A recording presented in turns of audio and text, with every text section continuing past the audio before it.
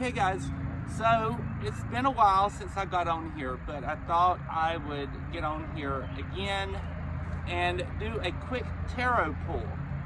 So I have been dealing with quite a few things, but regardless, today is going to be the pull of where we're at and the motion of society moving forward, and how the energies that we're in and what things will be moving from this point forward within the near future. So as we have asked the question of society within us today, we are now at the point to where we're starting to look at others while still trying to give back to society. But also, we're also thinking about what is the best way we can do that, because there always has to be a give and pull without something taking too much from us and abusing us or using us, if that makes sense. Because there is the this one to where you're giving back to society with the Pentacles. Also, to make this come into fruition, to give back, to want to help society, is justice. So while that is going to be the reason why people are wanting to try to give back, also the subconscious of everyone currently, we're in a state of where you have unison with yourself and everything around you, to where you feel like you can start finding love within yourself to be able to help others outside of yourself, if this makes sense. Now, what's funny is, prior to now, within the recent past, we was sitting in, like, there was a wall. Now, the wall was to where it felt like we was stuck for quite some time, but we are now to the point to where we're looking at it.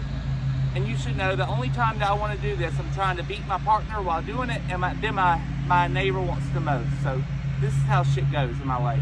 But as we're sitting here, this guy is sitting here at the wall. He's finally breaking through the wall, but it's like he was standing there and stuck for quite some time, but now it's time to move forward. Now, what's funny, in the current space that we're in, what's happening is this. We are sitting here and looking at things for what it is and what we should allow it to be. But now the thing is, as we're going to start moving forward, taking what we know, moving forward from what we've learned, from what we've gained, and take it, because within us currently, there is this shift within us that is the world. While that is moving into fruition, as we are looking at the people around us, it's now the time to where it's like, it's a very, how can I explain it the most? It's a very family-oriented card, but the thing is, it's a very powerful card as well, and that's the Ten of Pentacles. So the thing is as you're doing that, this is more like the original Judaist Kabbalah thing. That is the 10 Pentacle star. So this is like everything around you, you're starting to understand the energy within and without. Now the thing is, you're still concerned about specific things within yourself. Don't allow that to bother you too much, because as things are moving forward within your life, things will come to you. Now, while things are coming to you, the Queen of Swords is like the overall feeling of this card. What is the Queen of Swords? It's a bitch that's been there. It's a bitch that's done it. She's very powerful. A lot of people assume it to be death. That's not true. The Queen of Swords is just somebody that is tired of the bullshit, and she's standing up for what's right and what the type of person that she is, and she's not going to cower down and let somebody be a bitch and take over, if that makes sense.